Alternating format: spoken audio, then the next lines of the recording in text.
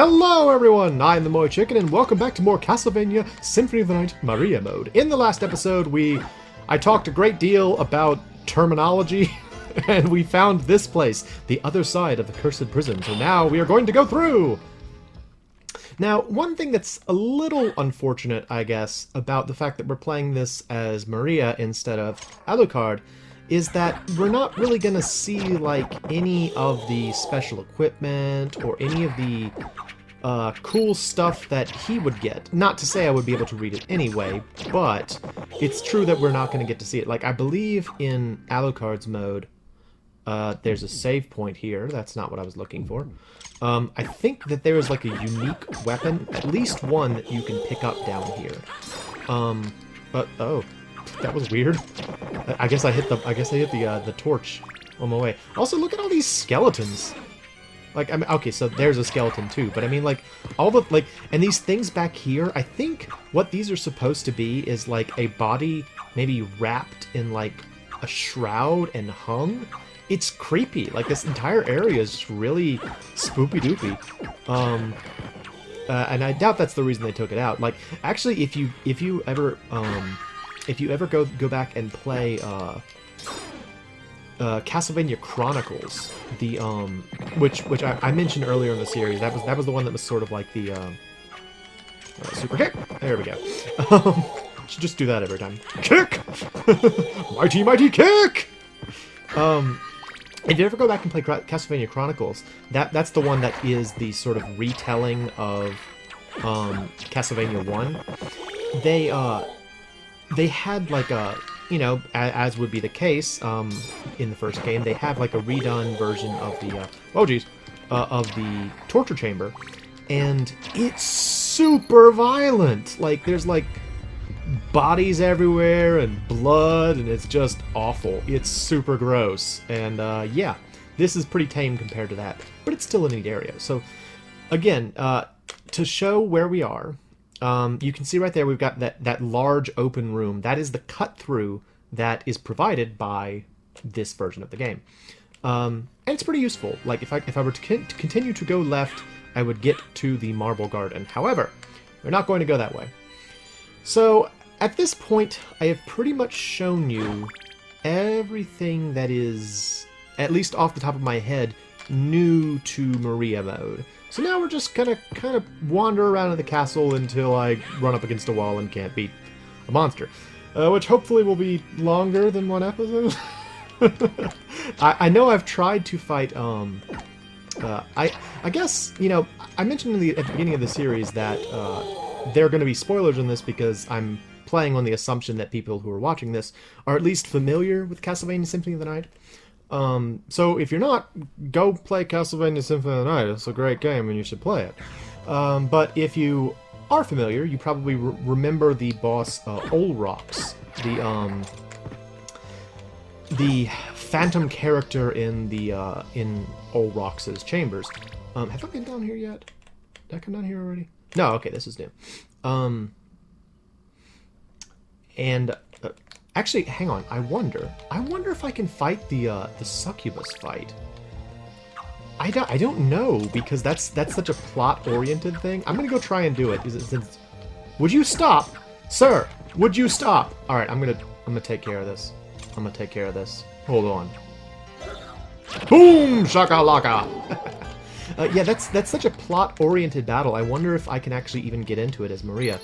Anyway, Olrox, yes. So, Olrox is the boss of Olrox's chambers. He's a pretty nebulous character, honestly. Like, I remember when I was first playing this game with a friend of mine, I want to say my friend got to Olrox's chambers before I did, and he was telling me about it. And, he mentioned the fact that, like, this weird dude just showed up and he had to fight him. And it's such a strange fight, too, because, like, if you, So, again, I'm basing this on the assumption that people who are listening to this have probably played Symphony of the Night, but if you have not, I'll explain a little bit. Olrox is sort of like a humanoid figure, very tall, sort of looks like a, I don't know, kind of looks like a vampire. I don't know what he's supposed to be. He turns into a giant lizard, so I don't know if he's supposed to be a vampire or not, but, He's just sort of like chilling in a room, like he's sitting down at like a table that's like laid out with all kinds of food, and there's a chair on the other side, and you can actually sit in the chair if you want to. Like you could just kind of sit down in the chair if you want to, and nothing happens as far as I know. I would love it if there was some sort of dialogue involved, because I always wanted there to be more like dialogue and story bits in this game. I understand the idea that maybe a lot of people who played this weren't expecting that, so they decided to kind of like make it minimal. But all right, can I do this? Jump, jump. Hey, one shot. I thought I was gonna have to double jump, or that. Let's see, that jump. I thought I was gonna have to do that. I don't want that. No, thank you. Not good for the succubus fight. But I would have loved it if they had done a little bit more to explain who Olrox is, because he seems important. Because so you can sit down at his banquet, or you can just choose to walk over to him, and then he gestures for you to sit down at the banquet, and then immediately attacks you. So I don't really know what it's supposed to accomplish, but anyway. I have tried to fight Olrox as Maria, and I have spectacularly failed at fighting Olrox as Maria. Because at the time, I didn't know if the health power-ups actually worked for the additional characters. From what I read online, they do, so I'm gonna go around and kind of fight some of the bosses. So, like, in the past, since I didn't know if they worked or not, I would just kind of, like, bum rush to as far as I could get in the game, and then I died rather rapidly. Alright, so let's see. Is she in here? Nope, nothing's in here. Okay, so yeah, you can see the heart fell where the I think it's the gold ring is the one you get here. Would have been. So no succubus fight. Sorry. Not today. So we will have to go fight something else. We have to go find more things to defeat as Maria. Maria must destroy all the monsters. Maybe Maria's here just to sort of like show off the Renard name. Like she's like, I'm tired of Belmonts and their stupid whip getting all the praise. Our family's strong too, and I'm gonna show everybody. And so she just kind of like, you know, she was looking for any excuse she could find to come here. And like when Richter disappeared, she's like, oh, hey, maybe he went to the castle. I'll go there.